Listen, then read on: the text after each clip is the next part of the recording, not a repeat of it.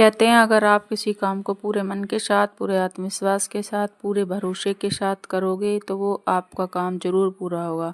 उस काम को करने में आपको प्रॉब्लम्स फेस करनी पड़ेंगी, क्योंकि हर इंसान के जीवन में प्रॉब्लम होती हैं और प्रॉब्लम सबकी अलग-अलग होती हैं। मेरी कुछ और प्रॉब्लम है, किसी और की कुछ और प्रॉब्लम्स हैं, किसी और की कुछ और प्रॉब्लम्स हैं।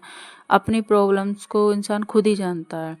वो ना मैं समझ सकती हूँ किसी और की, ना कोई मेरी समझ सकता है।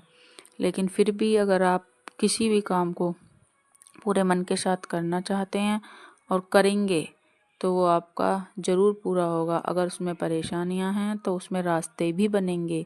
बस ज़रूरत है हमें उन रास्तों को पहचानने की, कि हमें वो रास्ते कैसे पहचानने हैं, कौन सा रास्ता हमें किस समय पर चूज़ करना है, वो हमें पहचानने की ज़रूरत है बस। राधे राधे सभी को।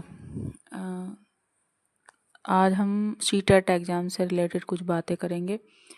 सीटेट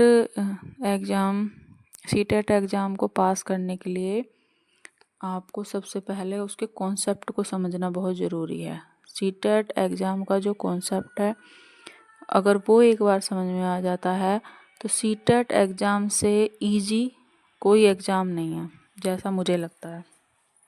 और कॉन्सेप्ट को समझने के लिए मतलब जो मेरा मानना है, आपको पहले प्रीवियस ईयर पेपर देखने हैं। प्रीवियस ईयर पेपर भी ज़्यादा पहले नहीं कि मतलब जब से स्टार्ट हुआ सीटेट तब से नहीं, आपको देखने हैं बस जब से एग्ज़ाम ऑनलाइन हुआ है।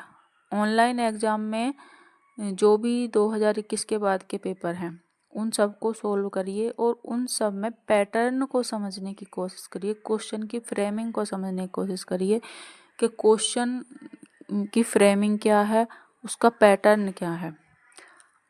जब आप ये 2021 वाले पेपर सारे सोल्व कर लेंगे तो तब तक आपको पैटर्न समझ में आ चुका होगा। और जो भी क्वेश्चन है, जैसे आपको कोई क्वेश्चन आप पढ़ रहे हो, आपको बिल्कुल समझ नहीं आ रहा, तो आप कोशिश करिए कि अपनी बुक उठाइए, बुक खोलिए, उसमें से वो कॉन्सेप्ट ढूंढिए जहाँ से वो क्वेश्चन बना है और उस कॉन्सेप्ट को पढ़िए। एक बार नहीं 3 बार पढ़िए। और मुझे लगता है अगर आप क्वेश्चन के साथ कॉन्सेप्ट को पढ़ेंगे और फिर क्वेश्चन को पढ़ेंगे तो आपको बहुत अच्छे से क्लियर होंगी चीज़ें, आप उस चीज़ को कभी नहीं भूलोगे। मैंने भी इसी तरह से किया था और मैंने अपनी पढ़ाई 8 साल के बाद स्टार्ट करी है दोबारा से। और उन 8 सालों में मैंने पहला पेपर सीटेट दिया है और ईश्वर की कृपा से वो मेरा क्लियर भी हो गया है और क्लियर भी अच्छे मार्क्स से हुआ है। तो अगर आप भी अपना सीटेट क्लियर करना चाहते हैं तो आप ये करके देखिए। अगर आपको समझ आए तो आपका एग्ज़ाम क्लियर हो और आप जॉब के लिए आगे के लिए एलिजिबल हों तो बहुत अच्छा रहेगा। आप डेली पढ़िए।